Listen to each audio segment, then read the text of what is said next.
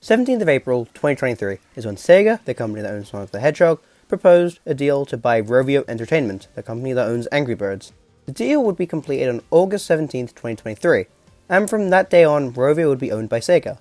Aside from little social media posts, nothing big would happen from this purchase. That is, until Twitter account at Sonic Mobile News tweeted this. Yep, this was confirmation fucking Red and Chuck were coming to Sonic Forces Speed Battle. Later, the official Sonic the Hedgehog Twitter account tweeted this on March 13th, confirming the crossover. The official Angry Birds account would tweet this on the exact same day.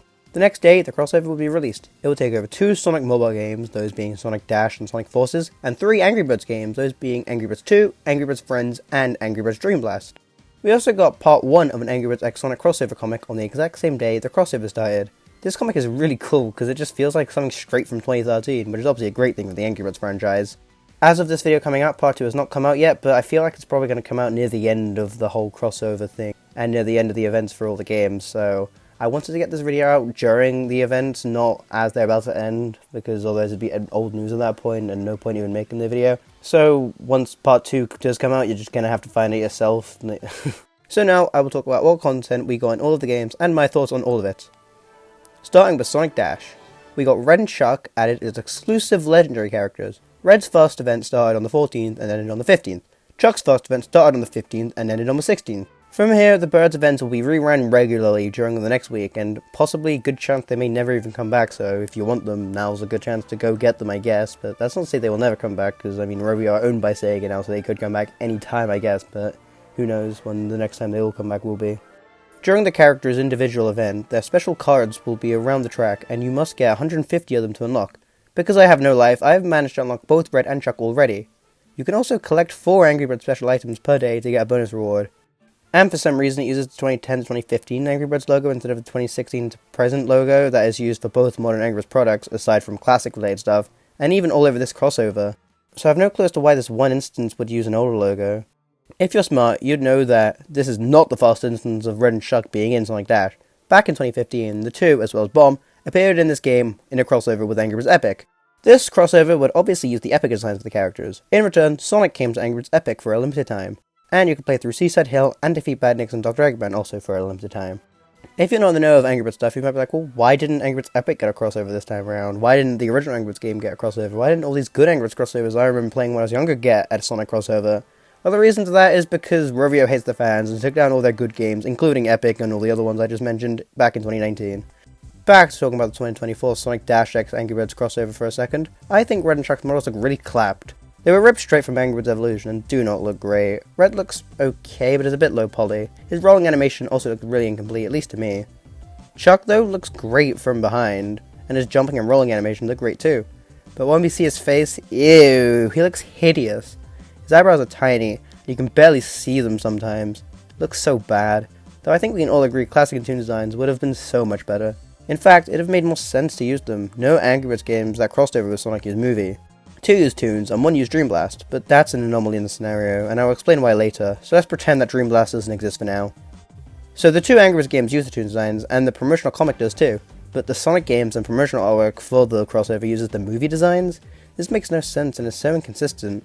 And it's not like the classic designs cannot hop around as they do in Sonic Dash's Angry Birds Epic event, so why don't they just do it here? They could have just taken the Slingshot Stories models and just put them in the game instead of the movie ones. I don't know why they didn't do that. It looks so much nicer. Anyway, that's enough of Sonic Dash. Now onto Sonic Forces, where both Red and Chuck were added here as well. Red is a challenger character that you have to race against and collect 500 of his cards through special challenge chests and challenges. Chuck is a normal event character that you have to get 300 cards for. You can get his cards through challenges as well. I have Red, but I do not have Chuck yet, and by the time I get him, the crossover will almost be over, so again, just like the comic point, I wanted to release this video during the crossover, not when it's about to end. But luckily, Red and Chuck seem to have basically the exact same abilities anyway, so I should still technically be able to talk about him here, because his model also uses his Sonic Dash one, and the animations will be basically the same, so again, not really missing out on anything here. So both Red and Chuck have the ability to spawn pig structures around the track to block players off, and they can spawn in a slingshot to launch on. Red also has an Angry Birds 2 ability as well. Instead of having this though, Chuck can spawn in electric balls. Honestly, Red is relatively fun to play as, and I would assume Chuck would be quite fun too if they play the same. That's it for both the Sonic games, but we still have 3 Angry Birds games to discuss.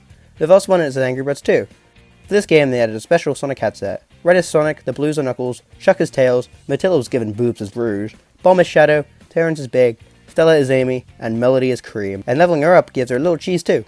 The hats also have 3 levels each. You can level them up with special coins for a limited time. Once the event is over, the hat will be stuck at the level you left it at.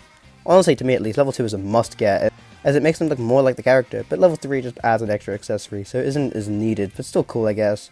I currently only have Red and Matilda's hats, and I don't think I'll be able to get any more because you have to earn them from the Tower of Fortune, so unless you spend money, not recommended, it is virtually impossible to get them all.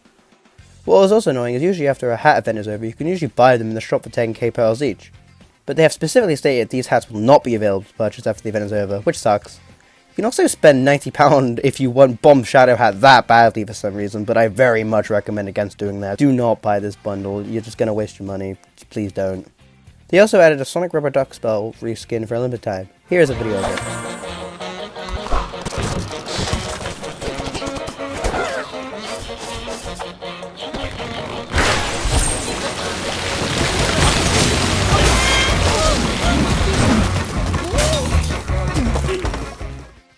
Moving on to Friends, we got a Sonic themed tournament set in Green Hill.